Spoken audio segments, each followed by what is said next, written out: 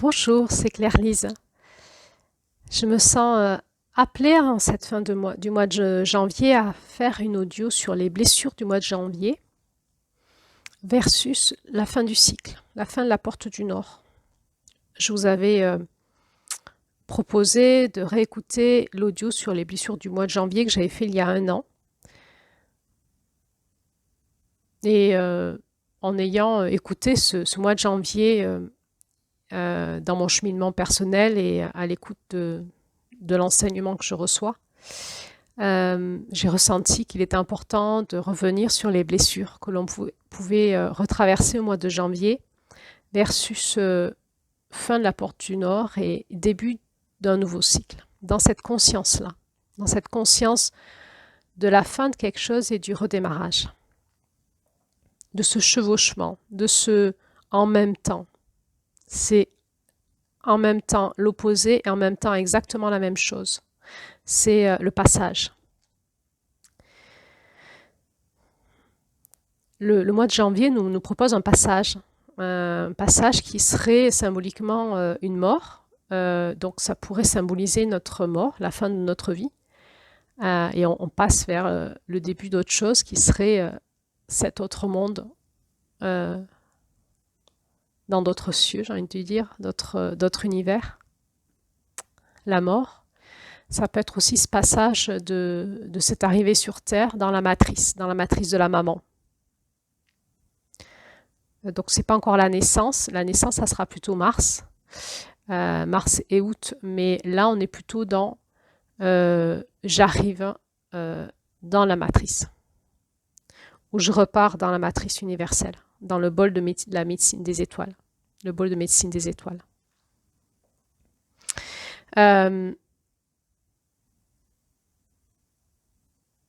Il peut arriver que on passe pas, qu'on est coincé dans le passage et qu'on fasse des tours de roue, comme des tours de rond-point, sans jamais trouver la route de la sortie.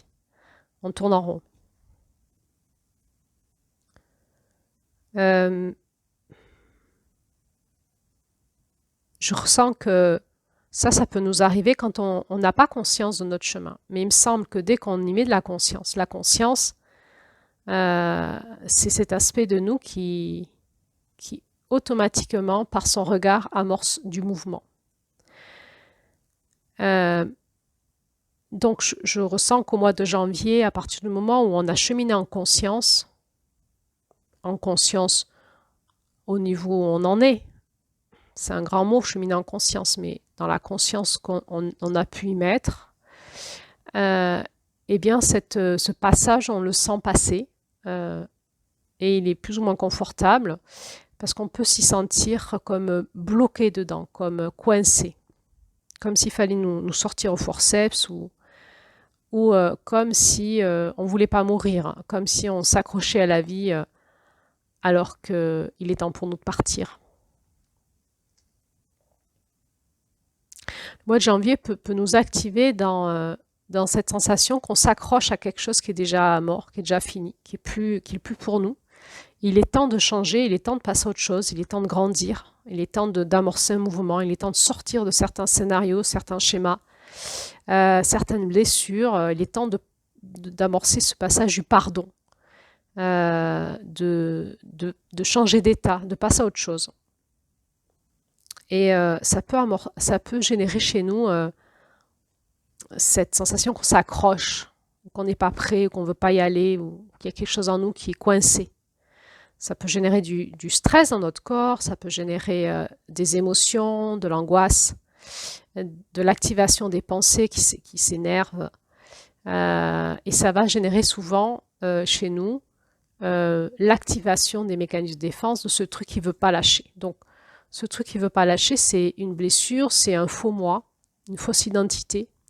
Il y a un peu plus de vrai moi, de soi qui cherche à s'éveiller. Il y a mon faux moi, mon ego, mon ego structuré de manière fausse sur mes anciennes blessures qui va se défendre. Cette partie de moi qui ne veut pas mourir et qui va me raconter tout un tas d'histoires, de justifications, comme quoi c'est impossible pour l'instant de mourir, de changer.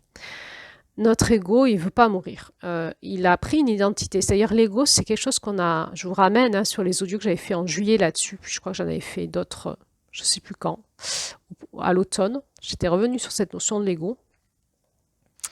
C'est cette partie de nous qu'on a structurée, qu'on s'est structurée, c'est notre structure. Et on a un ego sain et puis un ego qui est structuré sur une fausse identité, un faux moi. On va aller vers cet ego sain, cette structure saine, cette personnalité saine, adaptée à qui puisse porter notre identité spirituelle, notre oranda, notre nom divin. Et notre ego qui s'est construit sur nos blessures et donc sur une fausse identité, sur le faux moi, va avoir tendance à se défendre pour pas mourir. Et cette identité-là, elle s'est construite au fur et à mesure de notre vie, par adaptation, et on y a mis donc notre identité. On y a mis un bout de nous, en fait. On y a mis nous. Et donc, quand on le regarde au niveau énergétique ou vibratoire, c'est comme un bout d'âme. C'est comme une âme qu'on a créée. On s'est créé une âme sur mesure qui est nous. Et c'est vivant. C'est vivant, c'est une personnalité, c'est une double personnalité. Et ce truc-là, en fait, eh bien, il va falloir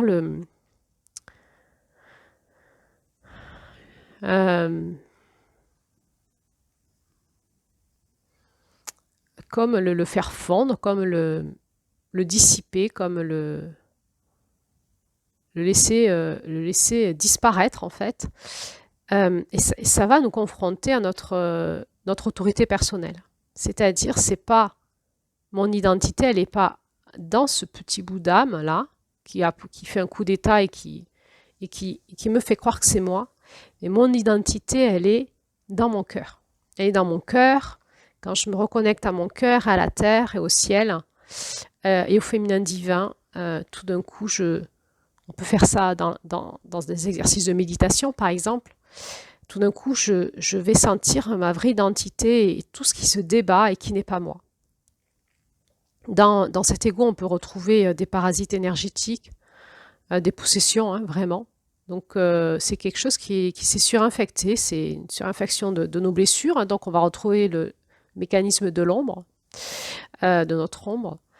Et donc, on peut avoir des égos surdimensionnés, surchargés en bas astral, en pensées négatives, en scénarios dysfonctionnels, en émotions très, très chargées. Et donc en chargé en nombre et des égos qui sont très très lourds en fait. Alors parfois il faut plusieurs tours de roue pour dissiper cet égo. Et on sent hein, qu'on aimerait changer mais qu'on n'est pas prêt, mais qu'il va falloir encore du temps. Et parfois on nous dit c'est maintenant. C'est un coup un sursaut de conscience. J'arrête d'alimenter ce truc-là qui n'est pas moi et que je crois que c'est moi. Et je retourne vraiment à l'écoute de mon cœur dans une discipline et une autorité personnelle et je nourris plus que ça. La lumière de mon cœur, la voix de mon oranda, mon nom divin. Et je vais comme bénie dans cette matrice de lumière qui est l'énergie de janvier, l'énergie du féminin divin, pour renaître à ma vraie identité. Et je ne crois plus ce qui me raconte des histoires ou des fausses émotions ou des faux comportements ou des faux réflexes, des fausses angoisses. J'arrête de me raconter des histoires et je regarde en face qui je suis.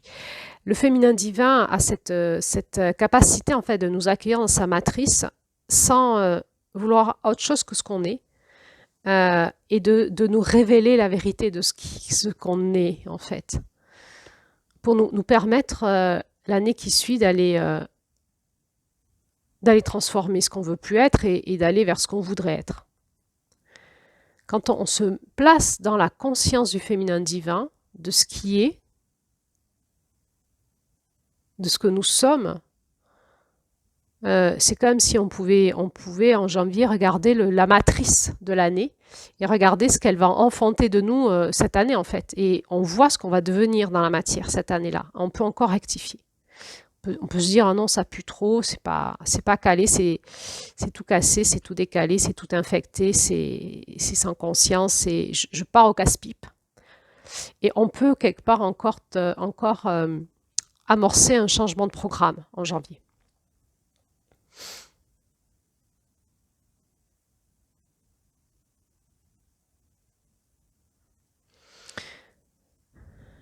Alors ça va nous refaire passer par les mémoires de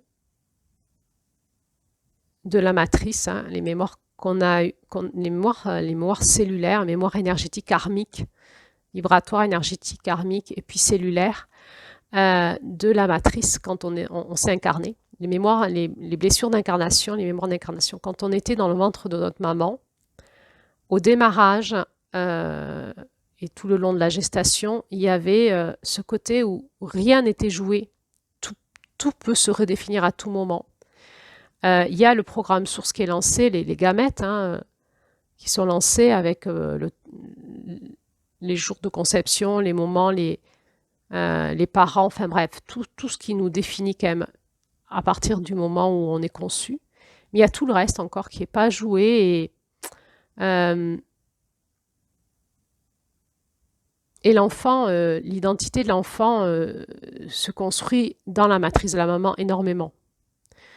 En lien avec tout un tas de choses que la maman va vivre ou que l'enfant va vivre dans le ventre de sa maman. En lien avec tout un écosystème émotionnel, de réalité qui va se passer qu'on ne sait pas encore en fait. Au démarrage, quand on conçoit un bébé, on ne sait pas ce qui va se passer les 9 mois de gestation et ça va le définir. On appelle ça l'empreinte de naissance. Alors en janvier, on peut ressentir, on peut repasser par nos mémoires matricielles, ce moment où quelque part notre corps était en attente, était dans l'impuissance c'est le moment où notre corps n'avait pas de pouvoir d'action. On est totalement dans le féminin, on reçoit le corps dans le ventre de la maman. Notre corps recevait les émotions de la maman, les énergies de la maman. On était dans le bain, on ne pouvait rien faire. J'ai envie de dire, s'il y avait quelque chose qui n'était pas sympa, on ne pouvait pas s'en défendre.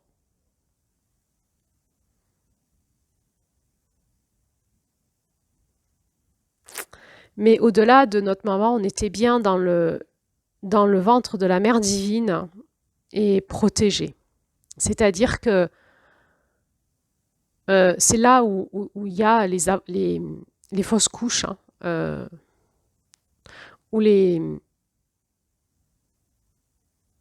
fécondations qui ne prennent pas. Au-delà on se rappelle que l'utérus des femmes est directement relié aux fréquences de la mère divine, des fréquences du féminin divin, de la matrice universelle. Et j'ai envie de dire, rien ne se passe dans le ventre des femmes que la mère divine ne l'ait permis. Et c'est ça qu'on peut retrouver en janvier, cette conscience en fait du destin, cette conscience de la mère divine qui permet ce qu'on a vécu. Et se laisser être réinformé par son amour et sa lumière et sa conscience. Et sa présence et sa protection, la protection de la lumière orange, comme nous a dit Julie. La mémoire matricielle, c'est le moment où notre côté ciel a rencontré notre côté terre. C'est la rencontre. Quand on revit des régressions de conscience et qu'on va revivre ce moment de l'incarnation, ce qui ressort toujours, c'est que ce côté ciel qui est immensément grand et puissant, j'ai envie de dire, et plein de lumière, va vivre un choc. Un choc de fréquence, va chuter en fréquence et va se retrouver bloqué dans la matière. dans l'élémentaire, comme bloqué. Et, euh,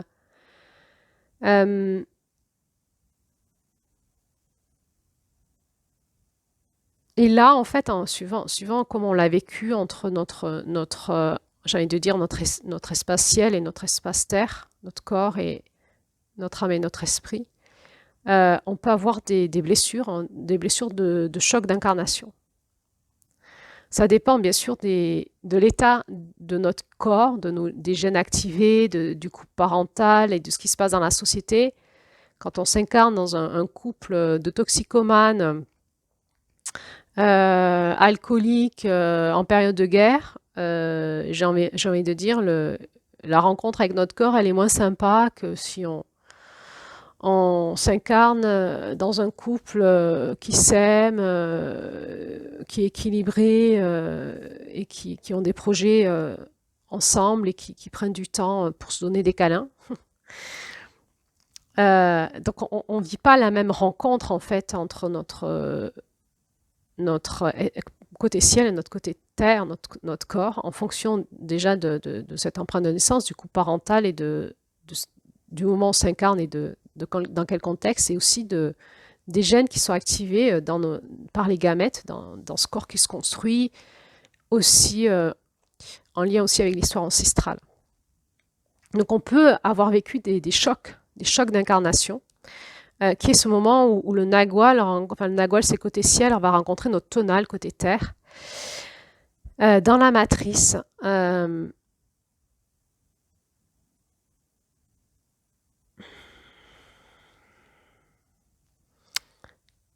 Et il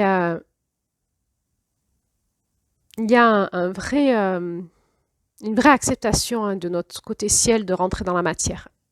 On était quelque part volontaire, et après il y a cet oubli, il y a ce choc de fréquence, et la rencontre dans la matière peut être un peu bousculante et très angoissante. On va retrouver donc là les blessures d'incarnation qui vont être activées. Et donc, on peut vivre du rejet de la matière, du rejet de la mère, de la matrice, hein, du bain matriciel, de la matière, et donc du rejet de la Terre, hein, de la planète Terre, du lien à la Terre. Et à la matière Terre, à la matière. Hein.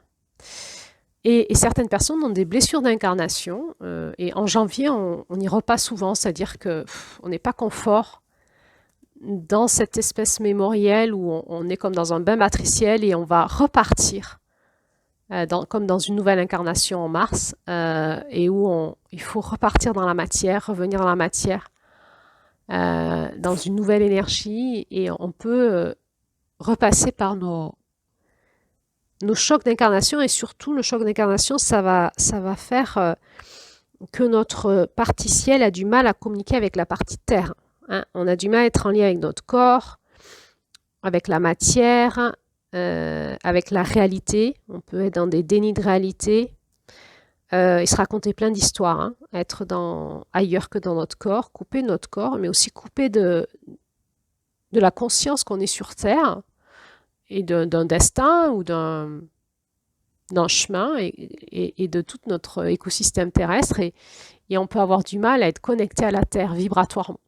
On peut vivre des clivages de connexion à la Terre et qui va générer des angoisses, des mal-être, difficultés à avoir de l'élan de vie, à comprendre le sens de sa vie, à se lever le matin et être bien dans ses baskets, quoi, bien dans son corps, bien dans sa journée, bien dans sa vie, et comprendre qu'on a un pouvoir d'action dans la matière par notre côté ciel.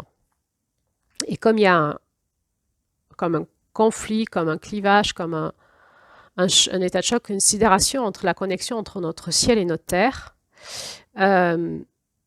quelque chose qui dysfonctionne dans notre incarnation, et ça ne se passe pas comme on veut, ça peut générer des angoisses, des sidérations, des sensations de lourdeur,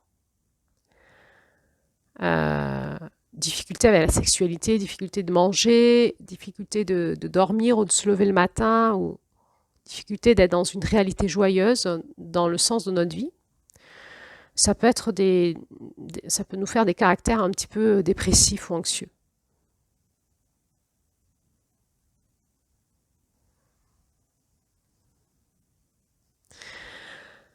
Alors, on peut être complètement déconnecté de cette conscience de la Terre, du côté vivant de la Terre, du côté vivant de la nature, et, euh, et être dans une vie comme à côté de ses baskets tout le temps, quoi, dans un autre monde, sans, si on n'avait pas la conscience de la réalité, du réel, et donc on n'a pas un pouvoir d'action dessus, comme si on était, comme si on marchait à quelques centimètres de la Terre, suspendu en l'air, et qu'on ne peut jamais communiquer avec la Terre, notre vie, notre destin, et qu'on est donc dans une grande impuissance de réalité, en fait, d'avoir une action sur notre réalité, et donc de créer dans la matière. Alors là, il faut aller retravailler les blessures d'incarnation. C'est typiquement les blessures liées à la mère divine, au féminin divin et à la mer et à la terre. On peut retrouver, plus on travaille ça, hein, derrière, on peut retrouver vraiment des mémoires à la source de l'âme, hein, en lien avec la connexion à la mère divine cosmique, et une déconnexion à ce niveau-là aussi. Alors bien sûr, tout cela a été largement entretenu par toutes les spiritualités patriarcales qui nous présentent un Dieu Père et il n'y a pas la mère. La déconnexion à la mère divine, elle vient de là, hein. Elle vient des âmes inversées, on va dire, des énergies inversées à la source de l'univers qui vont déconnecter le masculin du féminin divin, générer des mouvements dans l'univers et sur Terre de dualité, en fait, d'opposition entre, quelque part, le masculin divin et le féminin divin, le père et la mère.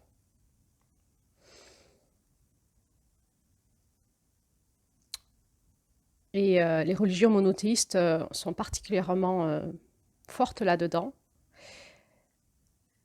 Et en France, on a donc été spécialement coupé de la spiritualité du féminin, de la spiritualité de la mère divine. Alors là, j'aimerais préciser que ce n'était pas du tout l'enseignement de Jésus, hein.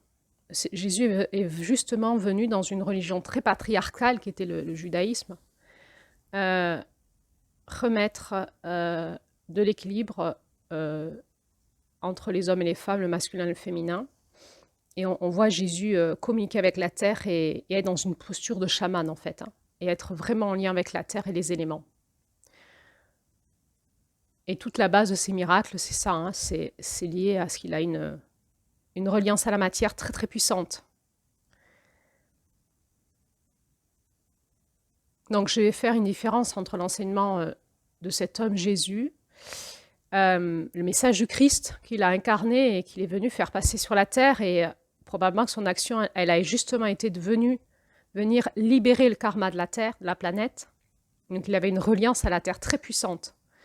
Et tout ce qu'on en fait derrière la religion chrétienne, que je dissocie du message du Christ et de Jésus, et qui s'en est emparé pour refaire une religion patriarcale. Ces religions patriarcales, du coup, nous coupent, hein, des femmes, hein, donc soumettent les femmes, nous coupent du corps, de la sexualité sacrée et de la terre, de la planète.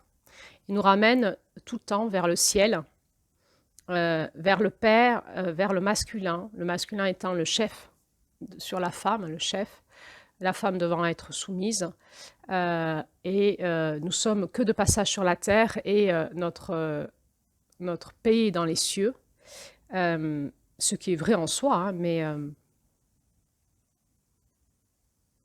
il y a eu vraiment quand on étudie l'évolution de la chrétienté, par exemple, il y a eu vraiment une volonté des chefs de l'Église d'éliminer les textes et les enseignements qui étaient reliés à la terre, aux femmes, au féminin, au corps, à la sexualité, au féminin sacré. Donc, qu'est-ce que ça va faire? Ça va faire des peuples, des pays, des générations, des engrammages dans l'ADN de déconnexion à la terre, au féminin divin, à la matrice divine. On va donc opposer la religion païenne, on va dire comme ça, avec la religion patriarcale. Parce que dans le chamanisme ancien, dans ces religions premières de nos peuples, il y avait évidemment cette connexion à cette mère nature très très puissante. Alors si ce sujet vous intéresse, bien, je fais un podcast cette année avec Julie, nous faisons un podcast. En 2025, où nous allons étudier mois après mois la notion du féminin christique, pour relier justement l'aspect de la spiritualité féminine à l'énergie christique, et sortir des entraves dans lesquelles nous a mis ces religions patriarcales dans notre pays, entre autres. Là, on parle des blessures de l'ombre de janvier. Si vous avez écouté l'audio sur l'ombre de janvier, vous allez comprendre que l'ombre de janvier nous sépare de la puissance de janvier et donc nous crée des blessures à notre connexion à la terre, au féminin divin, à la spiritualité féminine, à la mère divine. Et de ce fait, quand on commence une roue, une vie ou une génération, un cycle de vie ou une lignée familiale, j'ai envie de dire, de génération déconnectée à la mère divine, au féminin divin et à la terre, eh bien, tout le reste du chemin va être dévoyé. Et c'est ce que nous vivons aujourd'hui, avec cette ombre de janvier qui est tellement puissante sur le monde entier et qui gagne du terrain. Nous vivons une perte de sens de la puissance de notre féminin et donc de notre humanité aussi. Et nous allons à la mort. Nous allons à la mort par excès de masculin et de patriarcat, avec des femmes aussi déconnectées de ce féminin divin, la puissance de leur utérus, d'être liées à la matrice divine et qui vont être porteurs d'un féminisme patriarcal finalement, masculin, qui vont utiliser la revendication féministe avec des atouts masculins.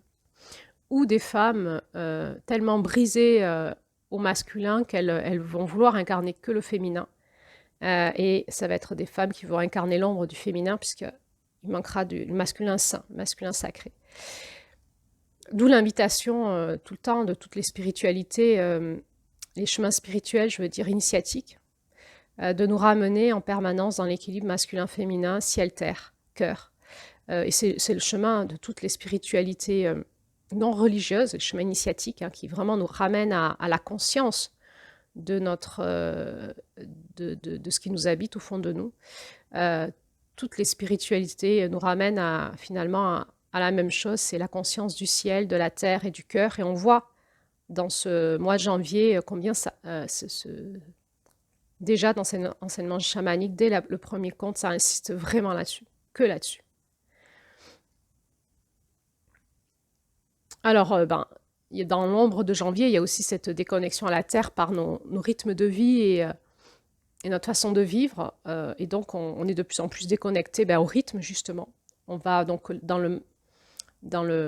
la blessure de janvier, il va y avoir ce déséquilibre lié à l'ombre, où nous ne sommes plus en rythme, nous n'avons plus la conscience du rythme, nous n'avons plus le rythme dans le corps.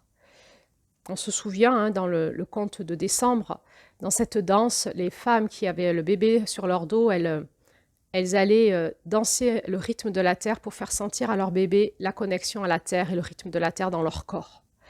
Eh bien ça, nous ne l'avons plus du tout, nous n'avons plus le rythme de la terre dans le corps, nous sommes déconnectés du rythme de la terre, donc nous ne sommes plus en rythme, déconnectés des rythmes, déconnectés de la communication avec la terre, déconnectés des messages que la terre nous envoie, déconnectés du monde du bas, du monde de la terre.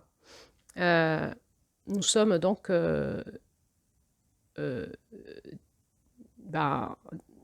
j'allais dire, c'est même pas un contretemps, on n'est plus du tout en rythme et on crée le chaos. On crée le chaos en nous et autour de nous et sur la terre. On n'est même plus connecté aux saisons. On mange n'importe comment. On sait même plus c'est quoi un équinoxe et un solstice. On est déconnecté même de l'univers finalement, du monde du ciel, puisque petit à petit, ces religions patriarcales ne donnent plus de sens à notre âme et on meurt à la spiritualité, on meurt au sens de la vie, on meurt à notre humanité et on devient des robots, des zombies, des corps déconnectés de la terre, des âmes déconnectées du ciel et un esprit sous emprise de l'ombre de janvier.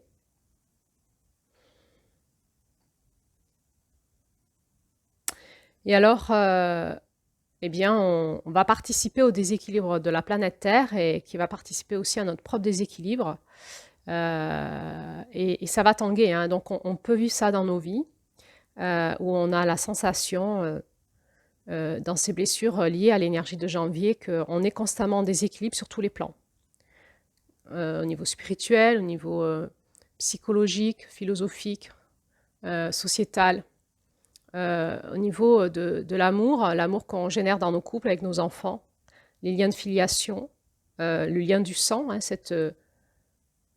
cette bonne route rouge, comme il nous est dit dans ces enseignements, hein, c'est-à-dire le mystère de la puissance de nos liens du sang. Tout ça, c'est déséquilibré, on coupe, on n'est plus en lien, on n'est plus en lien avec les générations qui arrivent. On est figé sur nos croyances, on est même coupé du ciel, on pense avoir les bonnes paroles, les bonnes éthiques, les bonnes idées. On est coupé du ciel, donc j'ai envie de dire, l'enfer est pavé de bonnes intentions et on crée l'enfer sur terre avec notre éthique, qu'elle soit religieuse, mais éthique écologique, éthique alternative, tout ce qui est la bien-pensance déconnectée du ciel et de la terre et du cœur n'est que quelque chose qui amène à la division, séparation, dualité, destruction et au chaos, en nous et autour de nous. Donc finalement, la réponse entre un monde alternatif et un monde religieux, par exemple, un monde New Age et un monde religieux, c'est la même. C'est les mêmes énergies qui travaillent d'un côté et de l'autre. On va retrouver cette énergie vorace de l'ombre de janvier qui déconnecte à la source de notre humanité, qui est notre ancrage à la terre, notre reliance au ciel et notre reliance en notre cœur, et à notre puissance spirituelle dans notre cœur. Alors, la blessure de janvier, ça va être aussi la conscience, hein, qu'on est déconnecté de la terre, on est déconnecté du ciel, on est déconnecté de notre cœur, et on est comme ça amené par le bout du nez de notre ego, qui va être une structure qui s'est construite dans des grands déséquilibres familiaux, religieux, sociétal. Et on en est spécialement là actuellement où tout est parti en déséquilibre. On ne sait même plus qu'est-ce que c'est que l'amour, qu'est-ce que c'est que la vie. On n'arrive plus à faire la différence entre la puissance de notre Rwanda dans notre cœur et la puissance de notre volonté propre, en fait, déconnectée de la conscience. On parle de la conscience, on ne sait plus de quoi on parle. Mais l'avantage de ce déséquilibre, c'est que ça va vraiment nous faire déraper, nous faire partir dans le chaos, on le sent arriver. Et qu'il y a beaucoup de personnes, enfin assez, quelques-uns en tout cas, qui hurlent de tout freiner, on part dans le mur et qui reviennent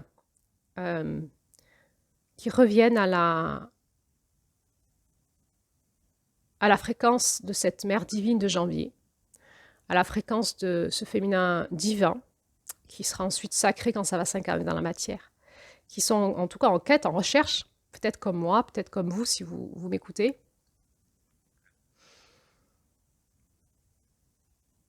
Et il suffit qu'il y ait un nombre assez grand, certains disent comme 12%, pour que ça fasse déjà contrebalance et que ça ramène l'équilibre de la Terre dans un sens qui pourrait être dans un sens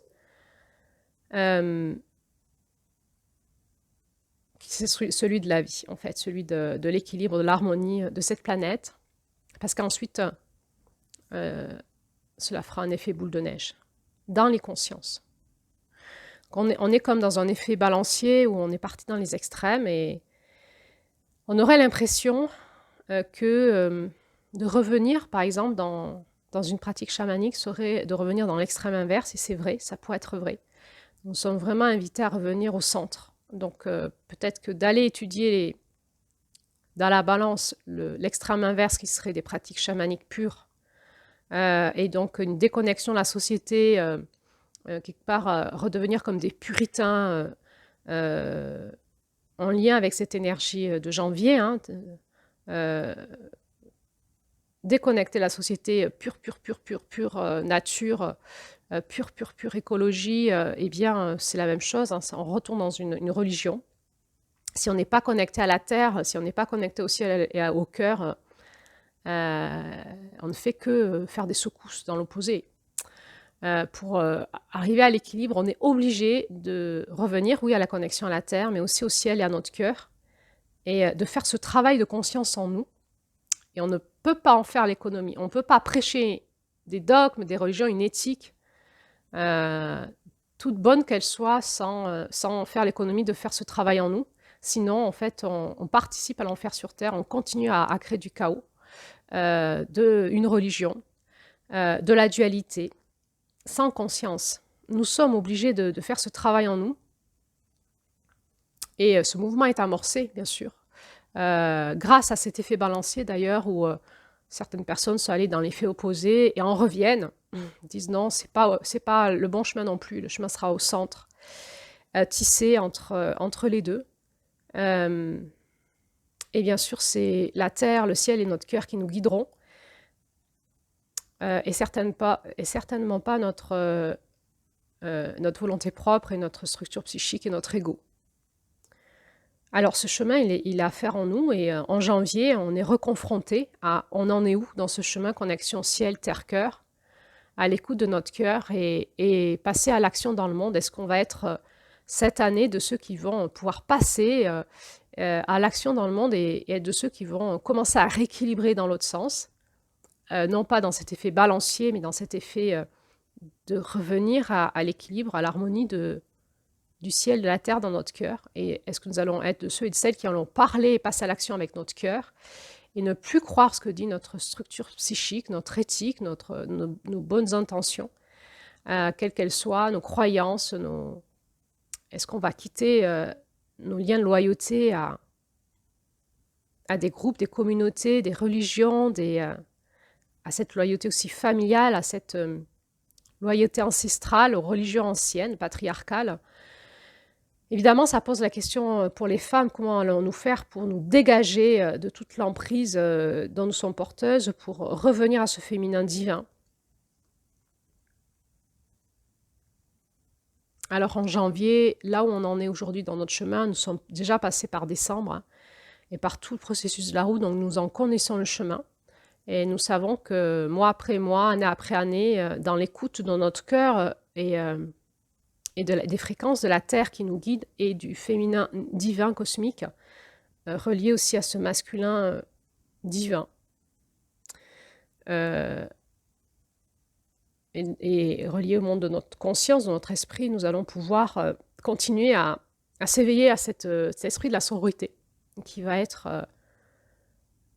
se mettre en lien avec la puissance de la fraternité, qui est vraiment les fréquences que nous retrouvons dans le mois de décembre des Jumeaux. La fraternité qui œuvre avec la sororité pour le bien de l'humanité, et pour rétablir l'équilibre de la Terre au centre. Entre nous, les êtres humains, avec la nature, évidemment, et tout ce qui la compose, mais aussi en lien avec le rythme et l'équilibre de la Terre dans le cosmos, et en lien avec cette conscience cosmique que nous aurons retrouvée dans notre sagesse et dans notre accomplissement.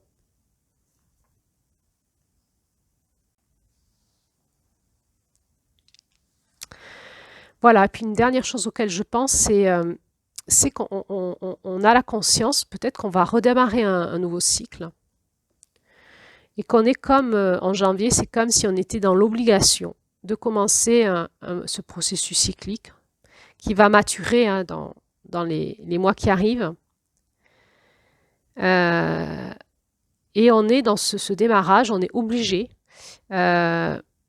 et Et on sait qu'on est comme dans une séquence de développement qui va aller donc de la conception. On en est là, hein, janvier, février, on est dans la conception. Mars, on va démarrer à la complétude. La complétude, ça sera donc décembre.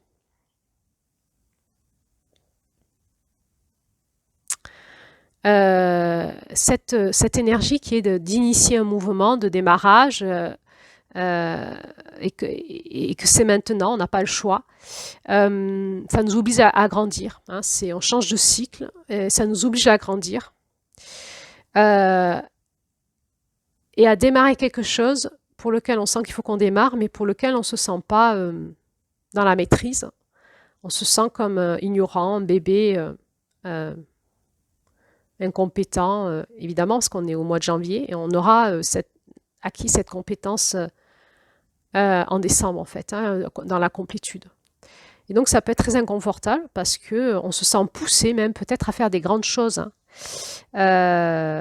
Ça peut être en lien avec nos relations, par exemple, un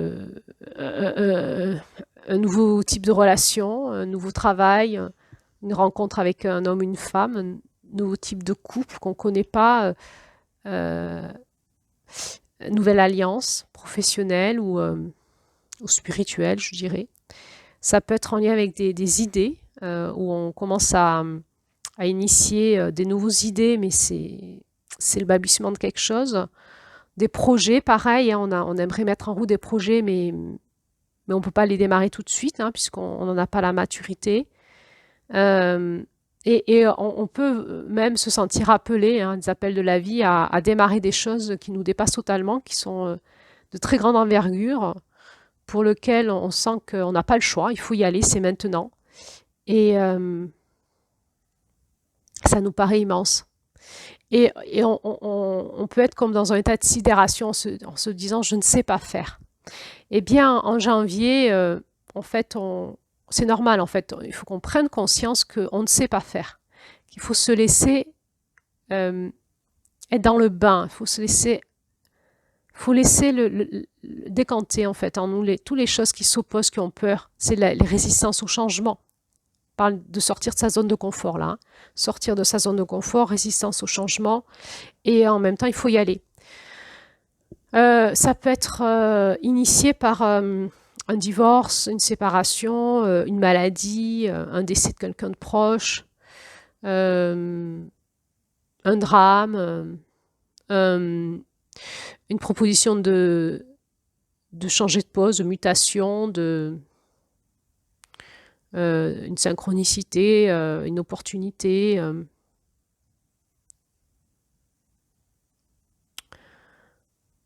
En tout cas, on sent que c'est le moment, quoi. Enfin, là, on n'a plus le choix, il faut y aller, quoi. Il faut sauter dans le bain, donc on sort de sa zone de confort, on va traverser les résistances au changement, et en janvier, on démarre. Et dans l'énergie de janvier, on a conscience de ça et on laisse décanter tout ça, toutes ces résistances au changement, ces peurs. On laisse décanter dans le bain matriciel, dans la matrice divine. On prie, on écoute, on se laisse guider. On est encore dans du féminin.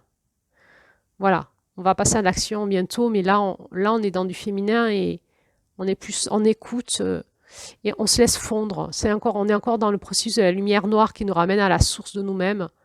On se laisse aspirer par le siphon. Tout ce qui n'est plus intéressant pour nous est amené à disparaître. Hein. Tout l'ancien. Donc on peut être aussi dans la résistance. Ça revient au changement d'identité, à lâcher cette ancienne identité. Ces anciens fonctionnements qui étaient peut-être positifs avant, et là c'est fini. Peut-être qu'on est amené à faire des grands changements dans notre façon d'être en relation, dans notre façon de nous lier d'affection, dans notre façon d'aimer, dans notre façon d'être en couple. Des grands changements de conscience. Et ça va pas venir comme une baguette magique, quoi. C'est peut-être l'impulsion est là et il faut se laisser traverser par cette énergie de janvier, par cette lumière orange et amorcer la suite du chemin plus tard. Et on peut vivre comme ça ces ces résistances au changement qui sont là et en même temps le mouvement du démarrage qui est déjà là et qui est déjà amorcé.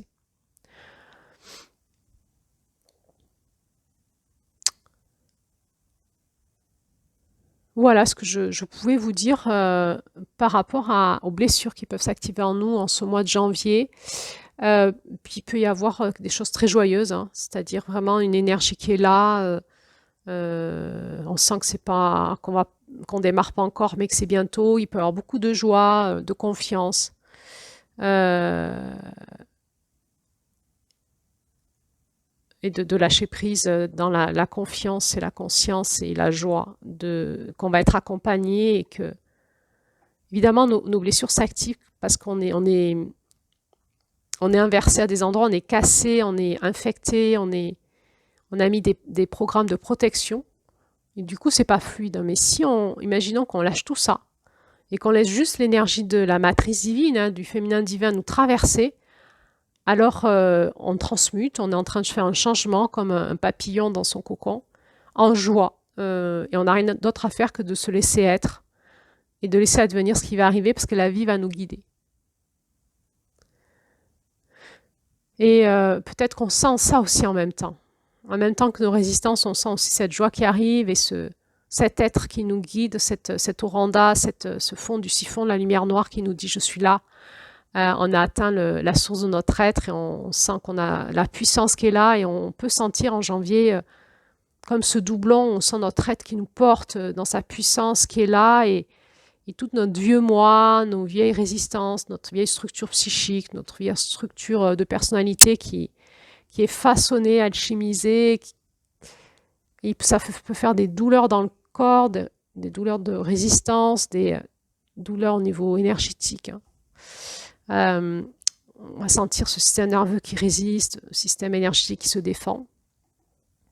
Et en même temps, cette grande paix et conscience que notre être divin est là et que ça va bien se passer en fait. Et il faut juste se laisser fondre en fait, hein, se laisser fondre nos cuirasses. Voilà, ça me paraissait important de remettre tout ça au goût du jour pour nous accompagner un peu plus. Et bien voilà, il restera une dernière audio qui va faire le lien avec la 13e ère. Et donc à bientôt pour cette dernière audio.